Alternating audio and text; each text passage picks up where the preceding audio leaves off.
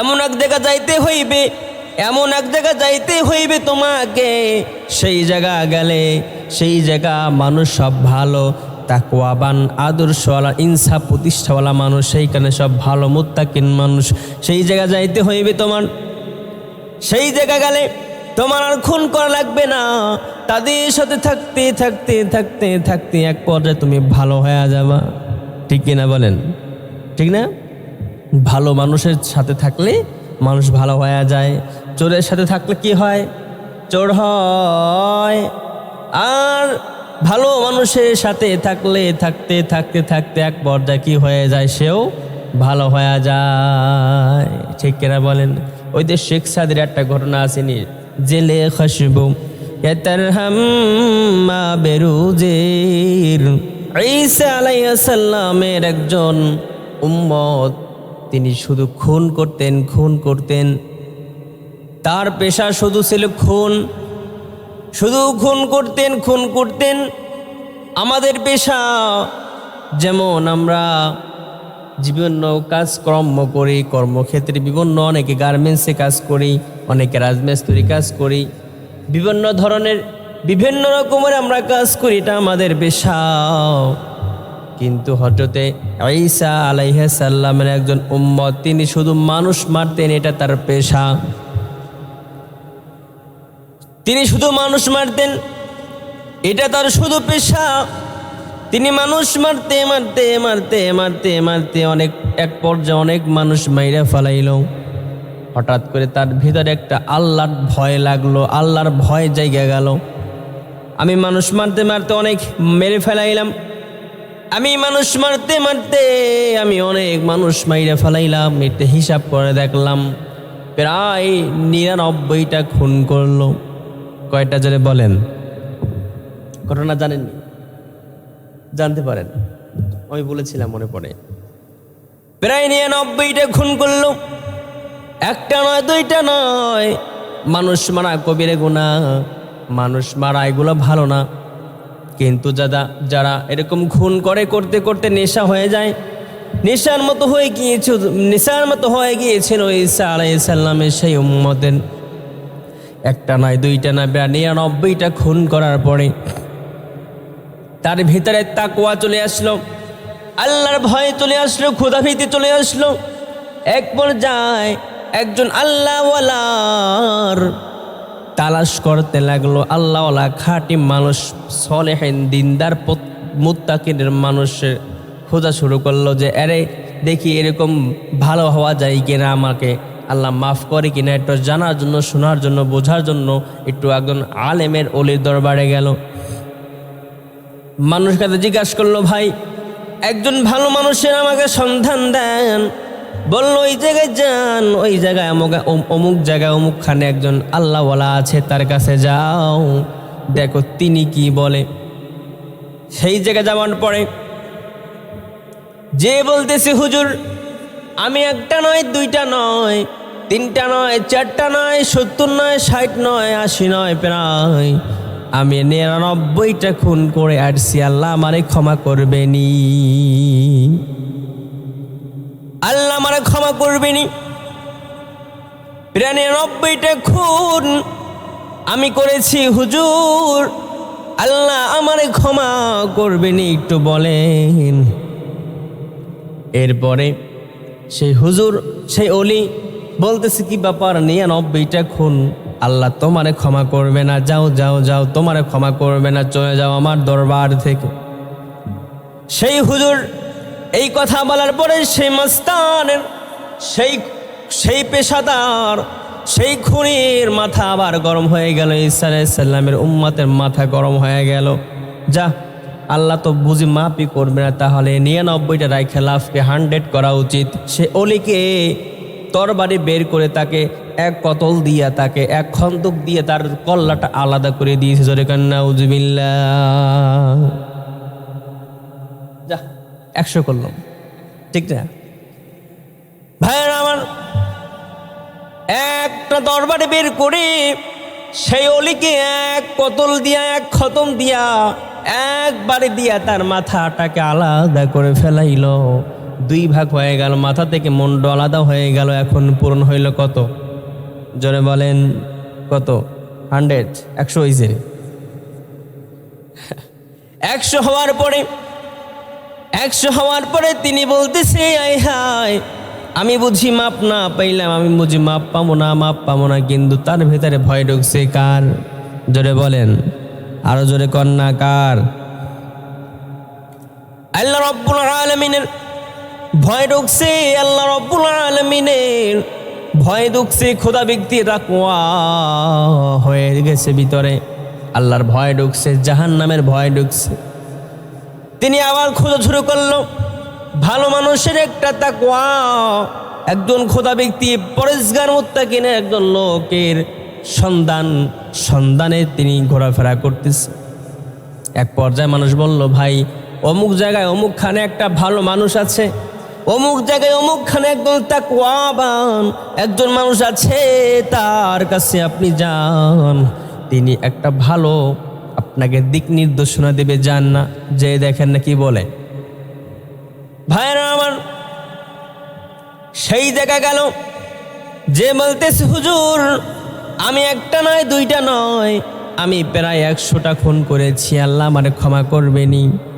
সে ওলি বলতেছে, তোমার যে অবস্থা, তুমি অনেক জঘন্য অপরাধ করেছো, তুমি এই সমাজে থাকলে আরো বেশি খুন করে ফেলাইবা। এই সমাজের মানুষ অতটা ভালো না, যেখানে তুমি থাকো সেইখানে মানুষ অতটা সুবিধাজনক না। এইখানে থাকতে থাকতে তোমার মাথা গরম হয়ে যায়, এইখানে থাকলে তোমার পেশাদার আরো বেড়ে যায়, মানুষ খুন করতে মনে চায়, কারণ এখানে মানুষ ততটা না ভালো না। এই জন্য তোমাকে এমন এক জায়গা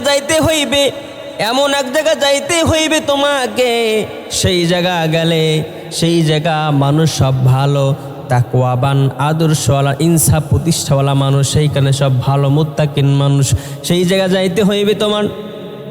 সেই জায়গা গেলে তোমার আর খুন করা লাগবে না, তাদের সাথে থাকতে থাকতে থাকতে থাকতে এক পর্যায়ে তুমি ভালো হয়ে যাবা। ঠিক কিনা বলেন? ঠিক না? ভালো মানুষের সাথে থাকলে মানুষ ভালো হয়ে যায়। চোরের সাথে থাকলে কি হয়? চোর হয়।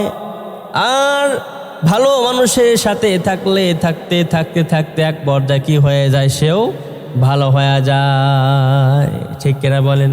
ওই যে শেখ সাদির একটা ঘটনা আসেনি, জেলে খসবু এতরহাম মা বেরুজের রসি দস দসতে মাহবুবে বদসতম বদু গফতম কে মিশকে আবিরি ইয়াসবু এতলাফি যে তুমসতম বদু গফতম কে মিশকে আবিরি ইয়াসবু এতলাফি যে তুমসতম বগফতামন গিলে নাচি যে বুদম ওয়ালেকিন মুদ্দাতে পাগল নশস্তম জামালে আম মশিদর মান আসর কর অগর না মান হুমা খাকাম কে হাসতাম। সাদি ডেকে বানে, এরে মাটি তোর ভিতরে এত কেন ঘেরান? তিনি একবার বাথরুমে ঢুকলেন, দেখে চতুর্পাশে ঘেরান আসতেছে। ঘেরান, আমি শর্টকাট একটু ডানে ঢুকলাম, ঘেরান আসতেছে। তিনি চতুর্পাশে তাকিয়ে দেখে কোনো মেশকাম বাড়া ঘেরা নাই, কোনো সুবাসের কোনো জিনিসপত্র নাই, কিন্তু ঘেরান আসতেছে। একটা মাটির চাকা হাতে নিয়ে নাকের কাছে নিয়ে দেখে গিয়ে মাটি থেকে ঘেরান আসতেছে। তিনি তার ফার্সি ভাষায় একটুকে যে বললাম এরকম জিজ্ঞেস করে বলে, মাটি জবাব দেয়, এরে সাদি, আমার ভিতর থেকে ঘ্রাণ আসতেছে। আমার উপরে যে ফুল গাছ আছে, এই ফুল গাছের গোড়ায় আমি থাকার কারণে ফুল পড়তে পড়তে পড়তে পড়তে আল্লাহ পাক রব্বুল আলামিন সেই ফুলের ঘ্রাণ আমার ভিতরে ঢুকিয়ে দিয়েছে। তার মাঝে বোঝা গেল কি, ভালো মানুষের কাছে থাকলে, তাকওয়াবান মানুষের কাছে থাকলে, আল্লাহ পাক রব্বুল আলামিনের খোদা ব্যক্তি, ভয় ভীতিওয়ালা মানুষের কাছে থাকতে এক পর্যায়ে দেখা যায় আল্লাহর ভয়ে ওয়ালা লোকের কাছে থাকতে থাকতে এক পর্যায়ে আমার ভিতরে মানে তার ভিতরে ভয় চলে আসবে। ঠিক কিনা ভাইয়েরা আমার? এরপরে চলে গেল সেই এলাকায়, যাইতে যাইতে যাইতে যখন মাস বরাবর যখন সেই তার বাড়ি এবং সেই ভালো জনবিহীন মানে যেখানে ভালো তাকওয়াবান মানুষ এলাকা গ্রাম সেই জায়গা যাবে তার বাড়ি আর সেই জায়গা মাঝ বরাবর যখন সেই লোকটা আসলো হঠাৎ করে আল্লাহ পাক রব্বুল আলামিন আদেশ করবে আজরাইল আলাইহিস সালাম আসলো তার জান কবজ করার জন্য। যখনই সেই ব্যক্তি আজরাইলকে দেখে ফেলাইল তিনি মনে মনে ভাবলো আমি যেহেতু আজরাইলকে দেখে ফেলেছি এখন আর থাকার সুযোগ আসেনি নাই, কিন্তু তিনি দুনিয়া জমিনে লোটায় পড়া গেছে। হাসরায়া পাও দিয়ে হাসরায়া একটু সামনে গেল। যখন আজরাইল আলাইহিস সালাম তার জানটা কবজ করে নিল,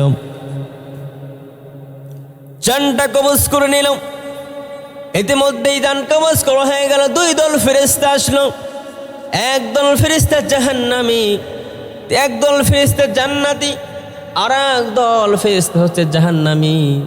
একদল বলতেছে আরে জাহান্নামে নিয়ে যাব, কারণ এ 100 খুন করেছে, মানুষ মেরেছে, একে জাহান্নামে নিয়ে যাব। আর একদল বলতেছে না না, এ ভালো কাজের দিকে যাচ্ছিল, আরে ভালো কাজের দিকে যাচ্ছিল, আরে জান্নাতে নিয়ে যাব। দুই দল ফেরেশতা টানা হেসরা করতে লাগলো। আল্লাহু আকবার। দুই দল ফেরেশতা টানা হেসরা লাগাইলো। ইতিমধ্যে একজন ফেরেশতা বলে দাঁড়া, একটু দাঁড়া। আল্লাহ পাক রব্বুল আলামিনের কাছে চল না, আল্লাহ দেখে কি বলে। আল্লাহ পাক রব্বুল বলে দিয়েছেন যে তার বাসা থেকে এখান পর্যন্ত বেশি দূর নাকি এখান থেকে যে ভালো গ্রাম ভালো মানুষের কাছে যাচ্ছিল সেইটা দূর। এক পর্যায়ে দেখা গেল যে নিজে আজরাইলকে দেখা হেসরায়া সামনের দিকে যায়, সেইটুকু বেশি দূর হয়ে গিয়েছে। জোরে গান সুবহানাল্লাহ। সেইটুকু বেশি দূর হয়ে গিয়েছে, এক থেকে দুই হাত, সেতুটুকু ভালো মানুষের দিকে বেশি হয়ে গিয়েছে। রব্বুল আলামিন বলেন এই ফেরেশতা দাঁড়া, এই তো মানুষ খুন করছে, অনেক কুফরি করছে, শিরকি করছে, বেদাতি করছে, কবিরা গুনাহ করছে, কিন্তু ভালো হওয়ার জন্য তো যাচ্ছিল। ইতিমধ্যে জিব্রাইল চলে আসছে, কিন্তু 1 হাত থেকে 1.5 হাত প্রায় 2 হাত ভালো মানুষের দিকে যা আমি রব্বুল আলামিন ওই 1 হাত 2 হাত বেশি থাকার কারণে ওই ব্যক্তি জীবনের সব গুনাহগুলো ক্ষমা করে দিয়ে জান্নাতি বানায়া দিলাম, তাকে জান্নাতে বানায় দিলাম। আর এমন এক পর্যায়ে এমন রেওয়াতে আছে যে না 1 হাত তো না 2 হাত নয়, একটু দূরে নাই, কিন্তু রব্বুল আলামিনের ভিতরে মায়া লেগে গেল, রব্বুল আলামিনের ভিতরে দয়া হয়ে গেল। বলতেছে না 1 হাতও বেশি না 2 হাতও বেশি না, যা ভালো হওয়ার জন্য যাচ্ছিল তো আমি ওর জীবনের সব গুনাহগুলো ক্ষমা করে জান্নাতে বানায় দিলাম। সুবহানাল্লাহ বলেন। ভাইয়ারা আমার, আমি সময় বেশি নেব না, অল্প সময় আমি শর্টকাটে চলে দিব, কিন্তু আমি এটা আপনাকে বোঝানোর জন্য বলতেছি, এটা আমি আপনাকে বোঝাতে চাচ্ছি বাজান, ভালো হওয়ার চেষ্টা করা লাগবে। শেষ জামানা হয়ে গিয়েছে, হাতের তালুর উপরে জ্বলন্ত আগুনের গুলডি রাখলে যেরকম কষ্ট হবে তার চেয়ে বেশি কষ্ট হবে ঈমান রাখতে শেষ জামানায়। কথা কন ঠিক কিনা? সকালে সকালবেলা ঈমান আনবে আর বিকেলে বেঈমান হয়ে যাবে। এখন সেই জামানা চলে আসছে, ঈমান রাখা বড় দায়। কথা বলেন ঠিক কিনা?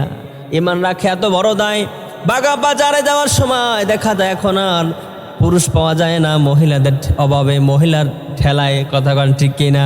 এই যে কয়েকদিন আগে ঈদ গিয়েছে, রোজার ঈদ, মার্কেটে যাওয়া যায় না, একটু পাঞ্জাবের কাপড় কিনবো, পাঞ্জাবি বানাবো, লঙ্গি কিনবো, দেখা যায় মহিলাদের ঠেলায়, মহিলাদের গুতাগুতির যন্ত্রণায় আমরা যাইতে পারি না। ঠিক কিনা বলে? মহিলার এত পরিমাণ এত বেড়ে গিয়েছে, এত মানে কি বলবো, এতটা নির্লজ্জ বেহায়া হয়ে গিয়েছে, বেপরদা বেহায়া বেলাজা বেশরমা হয়ে গিয়েছে, ঠিক না? তারা এখন মার্কেটে যায়, বাজারে যায়, তারাই সব এখন হর্তাকর্তা। ঠিক না বলেন? আমাদের এখন আর লাগে না। ভাইয়েরা আমার, দুঃখ হলেও দুঃখ হয়। আমাদের বাপদাদার মুখে শুনেছি আগে কোনো মানুষ যদি রাস্তা দিয়ে যাইতো, আগেরকার মহিলা এরকম কি বলে এইগুলা দিয়া এরকম ঢাইকা রাখতো, মানুষ যাইতো, তারপরে অনেক সময় পরে তিনি বের হয়ে যাইতো। কিন্তু এখনকার ওরকম আর নাই।